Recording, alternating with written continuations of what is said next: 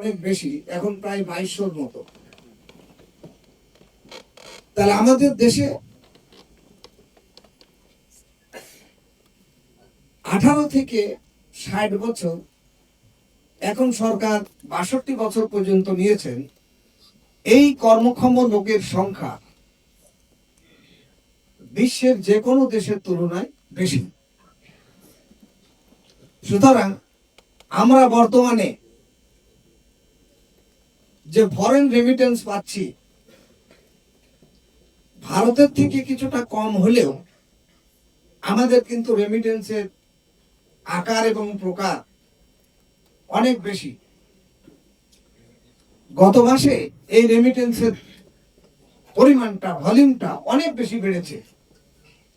সুতরাং অন্যান্য দেশের তুলনায় আমাদের দেশের মানুষ জাপানে অনেক কম আছে, এখানে তথ্য দিয়েও দেখাবো, এবং আমার যিনি আগের বক্তা ছিলেন তিনিও উল্লেখ করেছেন। সুতরাং জাপানে আপনাদের জন্য অনেক প্রবাবেল অপরচুনিটি রয়েছে। যারা জাপানে যাবেন, জাপানে থাকবেন এবং বাংলাদেশিদের নিজেদের আপন আত্মীয় স্বজনকে আপনারা যখন জাপানে যাওয়ার জন্য ইন্সপায়ারেশন দিবেন, তখন নিশ্চয় বাংলাদেশ আপনাদের থেকে উপকৃত হবে।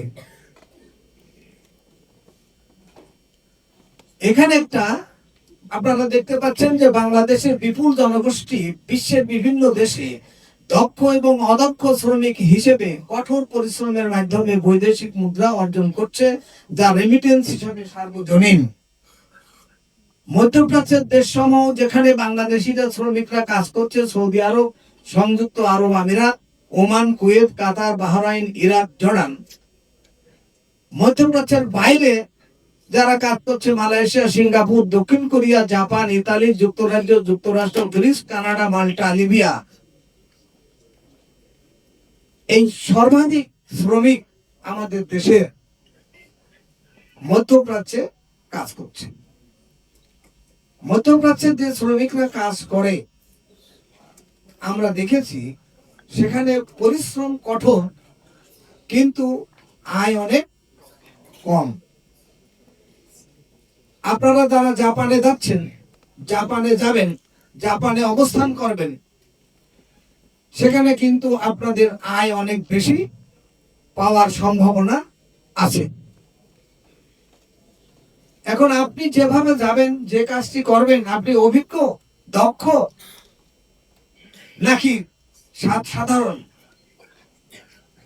এখন কিন্তু বিশ্বে গ্লোবাল ভিলেজ, এই গ্লোবাল ভিলেজে আপনি যদি প্রতিযোগিতা ভালো চাকরি অ্যারেঞ্জ করতে না পারেন, আপনার দক্ষতা অভিজ্ঞতা যদি ভাষাগত না হয়, আপনার যদি লেখাপড়া দৌরাত্ম ভালো না হয়, তাহলে কিন্তু আপনি ভালো বেতন অর্জন করতে পারবেন না।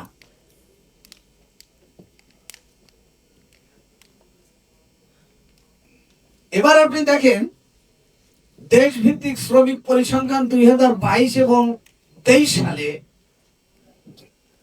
সৌদি আরবে আমাদের লোক সংখ্যা আছে 6,12,418, ওমানে আছে 1,79,612, সংযুক্ত আরব আমিরাতে আছে 1,01,775, সিঙ্গাপুরে 64,383, মালয়েশিয়াতে 50,090, কাতারে 24,447, কুয়েতে 20,412।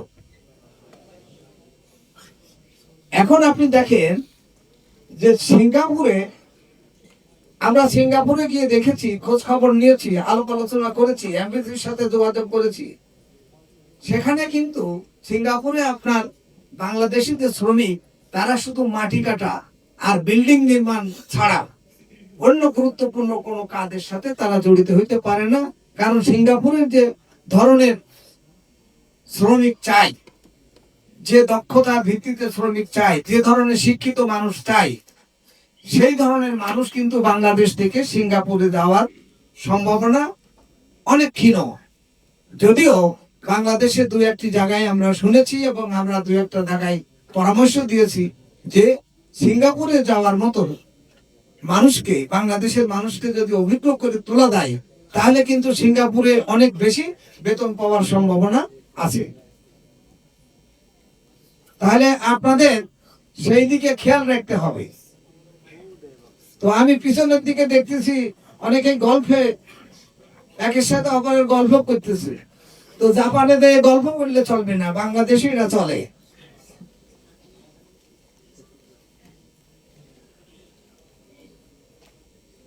নেক্সট হচ্ছে 2014 সালের তথ্য অনুযায়ী শ্রমিকদের দক্ষতা অনুযায়ী যে ভাগ জানা যাচ্ছে, প্রফেশনাল উচ্চ দক্ষতা 4.59%, 100-র মধ্যে মাত্র 4%, ধরেন 5%। স্কিল হচ্ছে 23.62%, সেমি স্কিল হচ্ছে 17.56%, আর আনস্কিল হচ্ছে 54.23%। তাহলে আপনারা এখান থেকে বুঝতে পারছেন যে আমাদের দেশে যারা বিদেশে কাজ করছে তাদের দক্ষতা কত কম। সুতরাং আপনারা যদি জাপানে গিয়ে দক্ষতা অর্জন করে বেশি মানুষকে জাপানে নিতে পারেন, বাংলাদেশ থেকে যদি দিতে পারেন, আর আপনারা যদি যাই সেখানে দক্ষতা অর্জন করে কাজ করতে পারেন, তাহলে বাংলাদেশ অনেক উপকৃত হবে। এখানে জাপানের কোথায় কি অবস্থায় আছে, আমার মনে হয় আমাদের এখানে যিনি প্রধান অতিথি আছেন এবং জাপান সম্পর্কে একজন আমি দেখলাম আজকের প্রোগ্রামের মধ্যে, জাপান সম্পর্কে তিনি বলবেন। তিনি আমার থেকে অনেক বেশি অভিজ্ঞ, দক্ষ এবং বিজ্ঞ মানুষ। আমি আশা করছি যে তিনি অনেক বেশি ব্যাখ্যা আপনাদেরকে করবেন, দেবেন। তো এখানে আমি অনেকগুলি বিষয় জাপানের সংস্কৃতি সম্পর্কে, তার এরিয়া সম্পর্কে তুলে ধরেছি। আপনারা দেখতে পাচ্ছেন সামষ্টিক দক্ষতা ভাগ যেসব দেশ মিলিয়ে professional skill and semi skill and unskilled, আগে যেটা বলেছি সেটার একটা চিত্র এখানে তুলে ধরে, এটা আপনারা দেখতে পাচ্ছেন। নেক্সট হচ্ছে এই সামষ্টিক দক্ষতা ভিত্তিক সামষ্টিক ভাগ, এটা আমি আগে দেখিয়েছি এবং বলেছি। এই পয়েন্টটা না থাকার কারণে দেখাতে পাচ্ছি না। বর্তমানে একটা গুরুত্বপূর্ণ তথ্য, বাংলাদেশ ব্যাংক এবং ইউনিসেফের তথ্য অনুসারে দেখা যায় বাংলাদেশি মুদ্রায় ব্যয়কৃত অর্থের পরিমাণ 8,000 শিক্ষার্থী বিদেশে পাড়ি দিচ্ছে। আপনাদের উদ্দেশ্যে বলছি, আপনারা যারা জাপানে শিক্ষা গ্রহণের উদ্দেশ্যে মন স্থির করেছেন, যাবেন বলে পরিবার পরিজনের কাছ থেকে টাকা পয়সা নিয়ে আজকের এই অনুষ্ঠানে যারা আপনাদের জাপানে যেতে সহযোগিতা করবেন, তাদের সকলের প্রতি দৃষ্টি আকর্ষণ করে এই চিত্রটি এখানে তুলে ধরেছি। এখানে দেখেন কি পরিমাণ ব্যয় থেকে ছুটছে বেশি। সেখানে কি ব্যয় হয়েছে দেখেন, 2020-21 সালে 24 এটা কোটি টাকায় 24.31 কোটি, 2022-এ প্রায় দ্বিগুণ বেড়েছে, 41.45 কোটি, 22-23 তারিখে 52.8 কোটি, 23-24-এ 53.32 কোটি এবং 2024-25 সালে 66.20 কোটি টাকা ব্যয় বৃদ্ধি হয়েছে। ব্যয় বৃদ্ধি হয়েছে, তার পিছনে কারণ কি? অর্থনীতির ভাষায় যদি যোগানের থেকে চাহিদা বেড়ে যায় তাহলে দাম বেড়ে যায়। তাহলে বোঝা যাচ্ছে যে আমাদের দেশের মানুষ বিদেশের প্রতি অনেক বেশি ঝুঁকে গেছে, মানসিকভাবে চাচ্ছে যে তারা এই দেশ থেকে বিদেশে লেখাপড়া করে, বিদেশ থেকে অর্থ উপার্জন করে নিজে এবং পরিবারকে স্বাবলম্বী করে তুলতে চায়, নিশ্চিতভাবে বিদেশে বসবাস করতে চায়। যেহেতু চাহিদা বেড়েছে, সুতরাং এখানে ব্যয়ও বেড়ে গিয়েছে।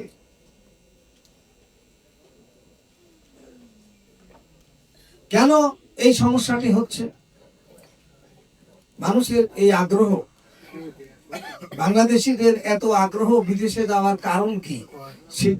ছাত্র ছাত্রীদের, শিক্ষিত যুবকদের যাওয়ার আগ্রহ, এটা আমরা মনে করছি, এবং আমরা মনে করছি না, জাতিসংঘের শিক্ষা বিজ্ঞান ও সাংস্কৃতিক বিষয়ক সংস্থা ইউনেস্কো সহ বিভিন্ন সংস্থার তথ্য বিশ্লেষণ করলে আপনারা এটা দেখতে পাবেন যে দেশে মানসম্পন্ন উচ্চ শিক্ষার পাশাপাশি কর্মসংস্থানের অভাব, রাজনৈতিক অস্থিতিশীলতা, নিরাপত্তাহীনতা বিষয় ইত্যাদি বিবেচনা করে উন্নত জীবন মান নিশ্চিতকরণের নিমিত্ত বিদেশে যেতে মানুষ উৎসাহিত হচ্ছে।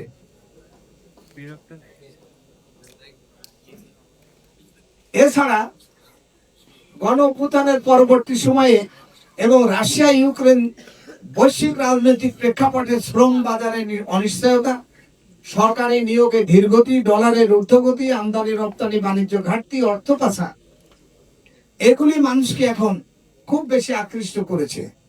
আমার দেশে 100 টাকা, আমেরিকার $1 122 টাকা।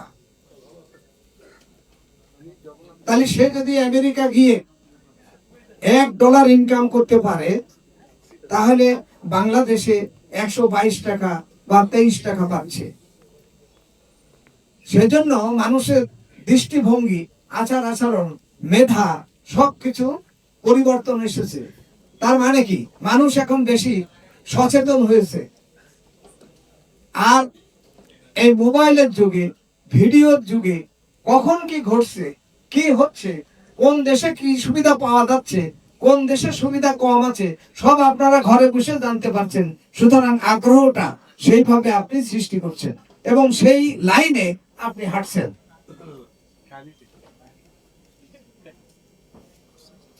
ইউনেস্কোর সাম্প্রতিক 2023 সালের তথ্য অনুযায়ী বাংলাদেশ থেকে মোট 52,799 জন শিক্ষার্থী বিদেশে উচ্চ শিক্ষার জন্য গিয়েছে।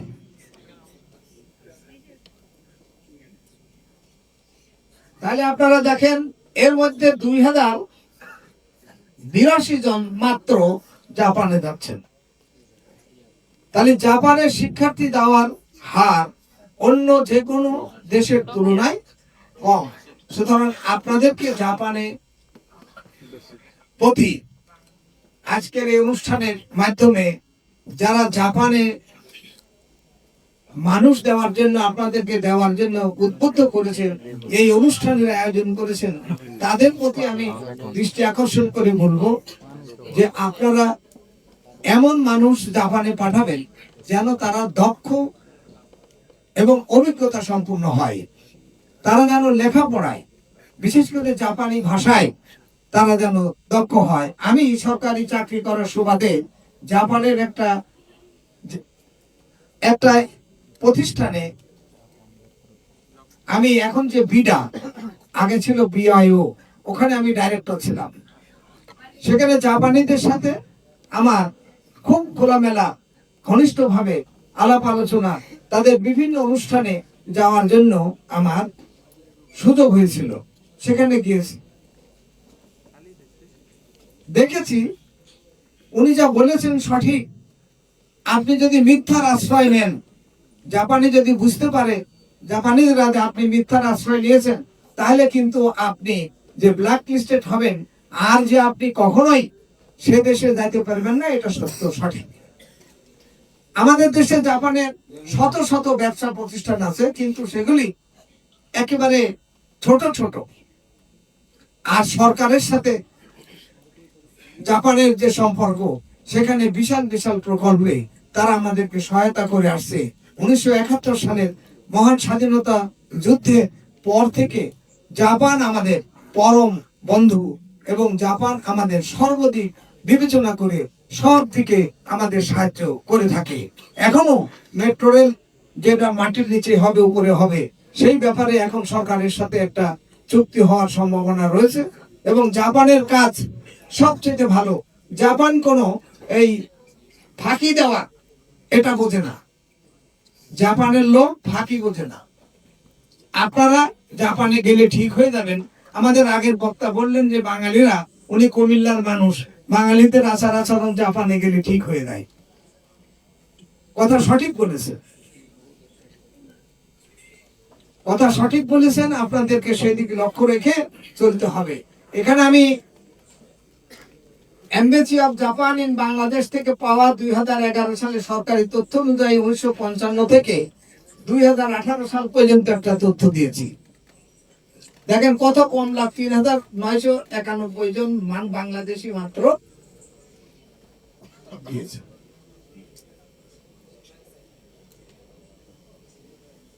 এখানে আপনারা নিশ্চয় পড়ে গেছেন, আপনারা পড়তে পারছেন বা পড়েছেন, আমি আর ব্যাখ্যা দিচ্ছি না, আমার সময় তো নির্দিষ্ট করা আছে। এখন বাংলাদেশিদের অপরচুনিটি কি, পসিবিলিটি কি, ফিউচার কি, ব্রাইট।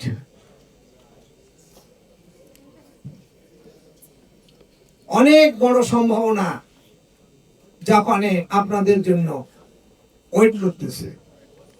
কিন্তু জাপানের একটা নিয়ম নীতি আছে যে যথাযথ ব্যক্তিকে যথাযথ জায়গায় বসাতে হবে। বাংলাদেশের মতো নয় যে আপনি বাংলায় লেখাপড়া করে ভূগোলে পড়াবেন আর ভূগোলের পড়ালেখা করে ইংরেজিতে পড়াবেন, তা হবে না।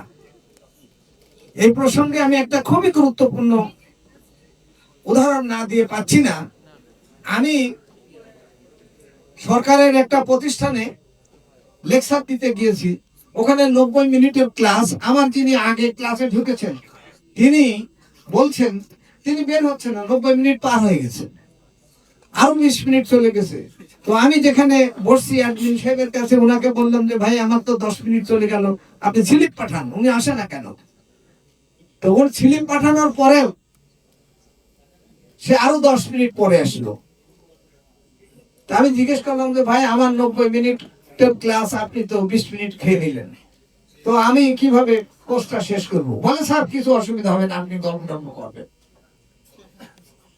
তা আমি বললাম আপনি কি পড়ালেন? আমার একটু মেজাজ টেম্পার হলো, সে বললো আপনি গল্প টল্প করে চলে যাবেন। তা আপনি কি পড়াইলেন? বলেন আমি ভূগোল পড়ালাম। স্যার আমি তো ভূগোলের ছাত্র না, বাংলা ছাত্র। তো আমি ওদের সাথে একসাথে, আমার ব্যাচমেট এরা, আমি অনেক জায়গায় চাকরি করেছি, এখন বাংলাদেশের বিভিন্ন জায়গা থেকে তারা এসেছে। তো আমি ভূগোল নিয়ে পড়ালাম না, গল্প টল্প করলাম। আমরা তো খুবই ভালো কাজ করলেন, গল্প টল্প করলেন অনেকদিন ধরে। তো আমরা যে ভূগোলকে পড়ালেন, আমার জানতে ইচ্ছা করে। আমি যখন ঢাকা বিশ্ববিদ্যালয়ের ছাত্র, তখন জগন্নাথের একটা ছেলে আমাদের রুমে এসে থাকতো। তো সে ভূগোলের খুব ভালো ছাত্র। তো বলে তো বাংলাদেশের উপর দিয়ে কি যেন একটা রেখা গেছে, ভাই নামটা মনে হচ্ছে না। ভাই স্যার এসব আমাকে জিজ্ঞেস করেন না, আমি ভূগোল টুগোল বুঝি না। তা আমি, সে তখন চলে গেল, একটা খামে সাদা খামে সই করে চলে গেল। তখন আমি জিজ্ঞেস করলাম যে কি রে ভাই, তুমি তাকে এরকম একটা লোক এনে ডেকে এরকম লেকচার দেওয়ালে? কয় যে স্যার সে আমার ব্যাচমেট এবং এই প্রজেক্টের পিডি। আমি যদি তাহলে না আনি, না ডাকি, না ক্লাস দিই, তাহলে আমার বাজেটই পেতে অসুবিধা হবে, বুঝলেন? তাহলে আপনাকে চিন্তা করতে হবে যে জাপান হচ্ছে, আপনি যেখানে ফিট আপনাকে সেখানে বসাবে, আপনি যে চেয়ারের জন্য উপযুক্ত আপনাকে সেই চেয়ারে বসাবে। আপনি ইচ্ছা করলে আপনার মতো আপনি যেতে পারবেন না। নেক্সট, এবার দেখেন এই বাঙালিরা, আপনারা যারা বিদেশে যাবেন, কোন কোন ক্ষেত্রে জাপানের সুবিধা আছে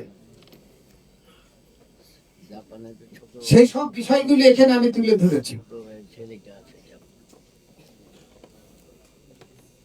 আপনারা যদি এই সব বিষয়ে যদি প্রশিক্ষণ নেন, দক্ষতা অর্জন করেন, তাহলে আপনারা জাপানে গিয়ে অনেক বেশি ভালো থাকবেন, অনেক বেশি আয় করতে পারবেন। বাংলাদেশে,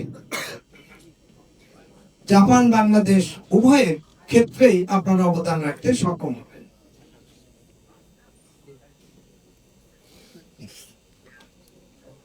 জাপানে নার্সের খুব চাহিদা বেশি, নার্সিং সেক্টরে চাহিদা খুব বেশি আছে। এটা শুধু জাপানে নয়, মধ্যপ্রাচ্যেও এটা আছে। আপনারা হ্যাঁ, আমি খুব সংক্ষেপ করছি, আমার কাগজ পাঠাইছে সতর্ক বানান, বুঝতে পারলে? তাতে বুঝছি যে আমার লেকচার পছন্দ হয়নি, ভালো লাগছে না, নাকি সময়ের অভাব। আমি তো আরেকজনের থেকে সময় নিয়েছি, কারণ আপনি সময় নষ্ট করলে হবে না। আপনাকে সেমিনার করতে হলে মানুষকে বোঝানোর যে, যদি বুঝাইতে ব্যর্থ হয় সেটা এক জিনিস, আর যদি বুঝাইতে পারি তাহলে শোনার সুযোগ দিতে হবে।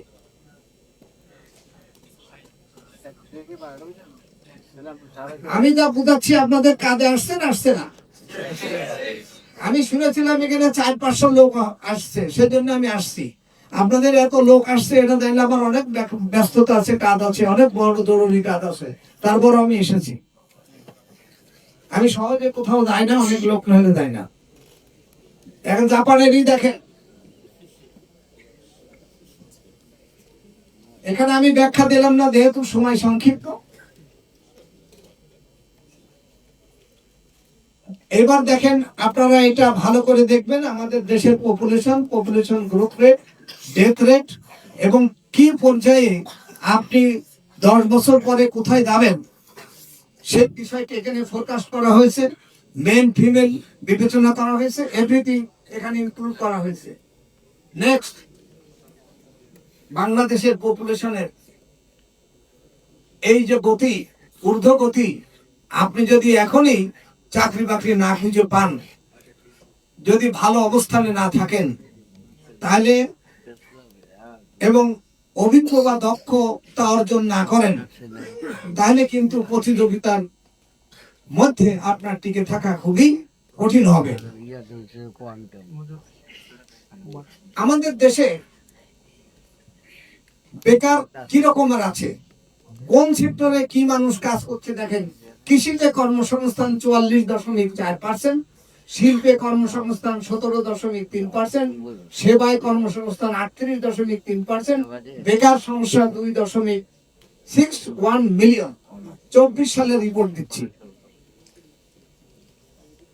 তাহলে এটা থেকে আপনারা উপলব্ধি করবেন, এবং সারসংক্ষেপ আমি এখানে দিয়েছি, আপনারা নিশ্চয় পড়তে পাচ্ছেন, উপর নিচে যারা আছেন দেখতে পাচ্ছেন।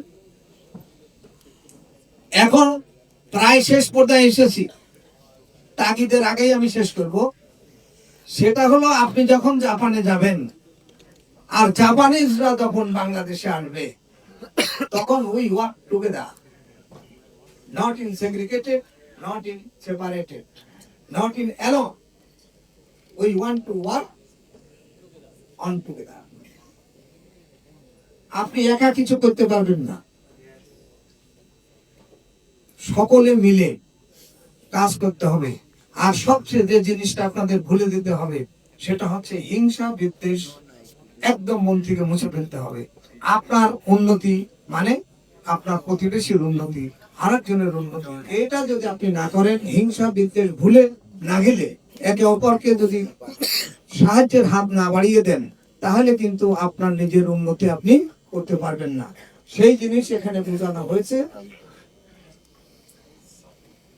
এই যে ইন্ডাস্ট্রি, সেই ইন্ডাস্ট্রির মাধ্যমে আমরা জাপানে কিভাবে জাপানিদের আমাদের দেশে আনতে পারি, আমরা কিভাবে জাপানিদেরকে সহায়তা করতে পারি, সেটা দিয়ে এটা বোঝানো হয়েছে। এখানে অর্থনীতির দুটি চিত্র দেওয়া হয়েছে, demand curve and supply curve. আপনারা দেখতে পাচ্ছেন Japanese goods DD1 high, but supply is very low. On the other hand, in Bangladesh, we have enormous labor power, but আমরা আমাদের এই লেবার ফোর্সকে যদি কাজে লাগাতে পারি, আর বাংলাদেশে এসে কোনো বিজনেসম্যান, কোনো বিদেশে আমাদের দেশে এসে লস করে নাই, প্রফিট আর প্রফিট, কারণ আমাদের মার্কেট অনেক বড়, যেহেতু আমাদের জনসংখ্যা বেশি, জনসংখ্যার ঘনত্ব বেশি, সুতরাং কেউ ব্যবসা করে আমাদের দেশ থেকে লস করে নাই।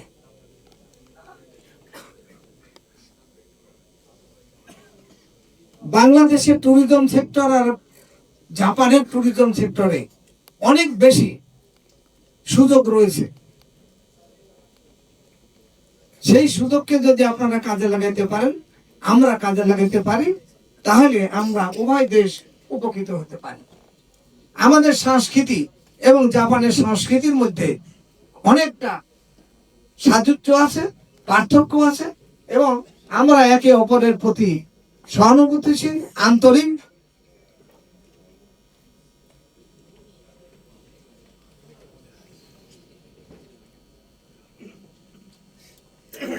যিনি আমাকে এই অনুষ্ঠানে আসার জন্য দাওয়াত করেছেন, সুযোগ করে দিয়েছেন, তাকে সর্বশেষ কৃতজ্ঞতা দিয়ে আমার বক্তব্য শেষ করছি।